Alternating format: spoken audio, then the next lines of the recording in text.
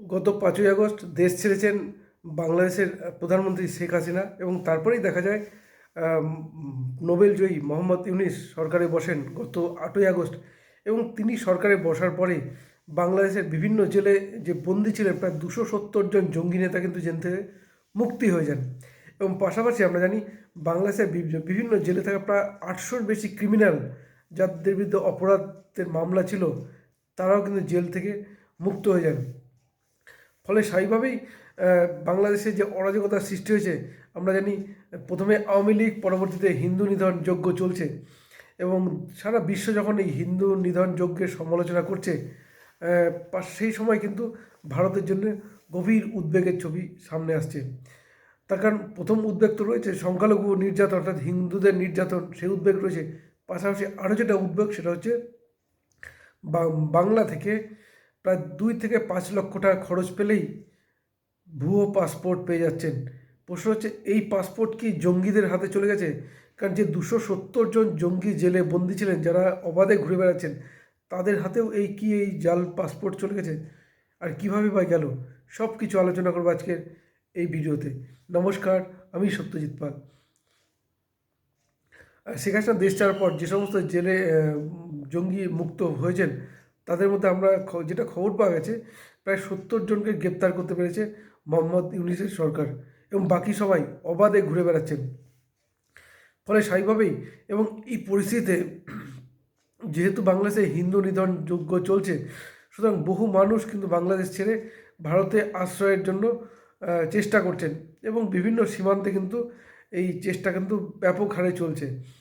ফলে স্বাভাবিকভাবেই এখানে যখন অর্থাৎ চুপে চাপে ভেতরে ঢোকার, ভারতে চলে আসা একটা যে প্রক্রিয়া যেমন রয়েছে, পাশাপাশি জাল পাসপোর্টের বিষয়টি কিন্তু সামনে এসে এবং তার সাথে জড়িতকে রীতিমতো ডাক বিভাগের কর্মী।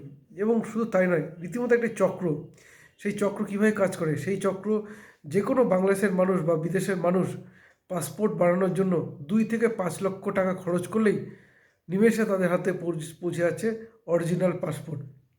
এবং প্রক্রিয়াটা যেভাবে চলছে, প্রথম দিকে তার ভুয়ো ঠিকানা বা ভুয়ো পরিচয়পত্র তৈরি করা হচ্ছে, পরবর্তী তার শিক্ষাগত যোগ্যতা সেটাও ভুয়ো তৈরি করা হয় এবং তা দিয়ে কিন্তু পাসপোর্ট অফিসে আবেদন করা হয় পাসপোর্টের জন্য। এবং পরবর্তী দেখা যায় যে পাসপোর্ট যখন পোস্ট অফিসে আসে এবং সেই পোস্ট অফিসের তরফ যে ঠিকানাটা রয়েছে সেই ঠিকানাও কিন্তু ভুয়ো, অর্থাৎ সেইখান থেকে ভুয়ো ঠিকানায় ঘুরে এসে যখন রিটার্ন আসে পোস্ট অফিসে এবং সেইখানে কিন্তু এই পোস্ট কর্মীরাই কিন্তু এই জালিয়াতিটা করেন, অর্থাৎ তারপরেই কিন্তু এই যে ভুয়ো পাসপোর্ট চলে যায় যারা আবেদন করেন নির্দিষ্ট ঠিকানায়। ফলে প্রশ্ন হচ্ছে বিভিন্ন জঙ্গিদের হাতেও কি চলে গেছে? কারণ এখনও বহু জঙ্গি কিন্তু গ্রেপ্তার হয়নি বাংলাদেশে, কারণ কয়েকদিন আগেই কিন্তু বিষয়টি সামনে এসেছিল এবং তারপরেই যেটা জানা যাচ্ছে, রাজ্য সরকারের আইনজীবী তিনি কিন্তু জানাচ্ছেন যে সংখ্যাটা নেহাত কম নয়, সংখ্যাটা অনেক, অর্থাৎ বহুদিন থেকে এই চক্র চলছে। ফলে স্বাভাবিকভাবেই কোনো জঙ্গি পাসপোর্ট ঠিকানা তৈরি করতে পেরেছে কিনা একটা প্রশ্ন থেকে যায়। এবং এই ঘটনার তদন্তে নেমে পুলিশ যেটা করেছে সেটা হচ্ছে 4 জনকে গ্রেপ্তার করতে পেরেছে পুলিশ। এবং প্রথমেই বললাম সর্ষের মধ্যেই ভূত, এর মধ্যে জড়িত ডাক বিভাগের কর্মী। তখন যিনি গ্রেপ্তার হয়েছে ইতিমধ্যে বসিরহাট পোস্ট অফিসের data entry operator Taraknath Sen, এই ঘটনার মূল চক্রী তাকেই ধরা হচ্ছে। এবং পাশাপাশি যাদবপুর বিশ্ববিদ্যালয়ের ছাত্র এবং ঢাকুরিয়া পোস্ট অফিসের অস্থায়ী কর্মী দীপক মণ্ডল, এছাড়াও রয়েছেন বারাসাতের বাসিন্দা সমরেশ বিশ্বাস এবং তার ছেলে রিপন। ফলে স্বাভাবিকভাবেই চক্রটা যে ভয়ানক। এবং এখানে একটা প্রশ্ন থেকেই যায় যে পাসপোর্ট তৈরি করা বা পাসপোর্ট ভিসার ক্ষেত্রে কিন্তু পুলিশ ভেরিফিকেশন একটা কিন্তু ব্যাপার থাকে। তাহলে এটাও কি এই যে এখানেও কি কোনো রকম জালিয়াতি হয়? প্রশ্ন কিন্তু থেকেই যায়, সব দিক দিয়ে প্রশ্ন। একদিকে যেমন ভুয়ো তাদের Aadhaar card, voter card, ration card ইত্যাদি তৈরি করা হচ্ছে, তাদের শিক্ষাগত যোগ্যতা সার্টিফিকেট তৈরি হচ্ছে এবং এরপরেও আবেদনের পরে যে ভেরিফিকেশানের পুলিশ ভেরিফিকেশন, এখানেও কিন্তু একটা প্রশ্ন থেকেই যায়।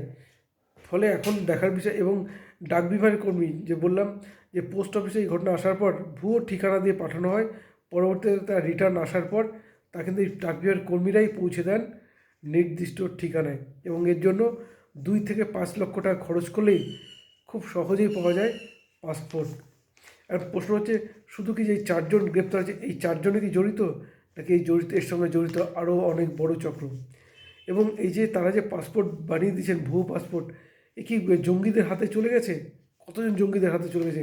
কারণ এখনও কিন্তু প্রায় 70 জন বাংলাদেশের জঙ্গি নেতা গ্রেপ্তার হয়েছেন। ফলে বাকি যে আরও যারা গ্রেপ্তার হননি, বা যে ক্রিমিনাল যারা জেল থেকে অবাধে ঘুরে বেড়াচ্ছেন, আমাদের পাকিস্তানের সাথে একটা সম্পর্ক হয়েছে, ফলে পাকিস্তানের অনেক জঙ্গি কিন্তু এই মুহূর্তে বাংলাদেশে রয়েছেন। ফলে তাদের হাতেও যদি টাকার বিনিময়ে এরকম পাসপোর্ট চলে যায়, তাহলে দেশের ক্ষেত্রে ভয়ানক বিপজ্জনক। এখন দেখা যাক, তদন্ত শুরু হয়েছে, তদন্তে আরও কোনো বড় মাথা জড়িত হয়ে আসে কি না, সেদিকে আমাদের নজর থাকবে। নজর রাখুন আপনারাও। এবং শেষে সকলকে অনুরোধ, আমাদের ইউটিউব চ্যানেলটি সাবস্ক্রাইব করে পাশে থাকুন। ধন্যবাদ, ভালো থাকুন সবাই।